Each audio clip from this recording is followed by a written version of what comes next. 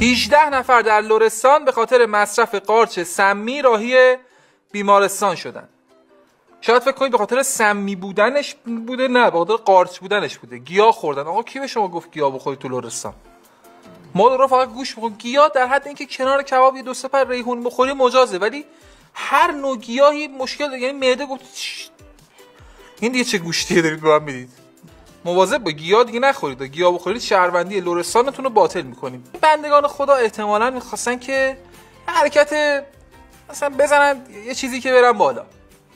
زنگ زدن به یه مثلا ساقی آقا فراد. آقا فراد شیر خود چی داری؟ اونم مثلا گفته الان ندارم، یه چیزی جدید اومده، ماجیک ماشروم، قارچ چیز میزنی این خیلی توپه، ردیف میشی. آقا فراد احتمالاً گفته که ببین فقط اینو چیز میکنید دفعه اولتون هم هست، حواستون به دوز باشه دیگه.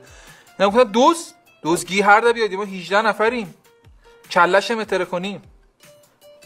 احتمالاً این قضیه باعث شده که مسموم بشن. ما دیگه درای مغز خودمون رو داریم. این ماشروم اینا این مال این ترونیاست. میزنن چشم سومشون باز، چشم سوم ما باز از اول، ما زانومون درد میکنه، ما دنبال چاکرا ماکرا نیستیم که اونم نزنید. آقا میگن تبلیغ مواد مخدر میکنی. آقا من گوه بخورم تبلیغ مواد مخدر کنم؟ من خودم تو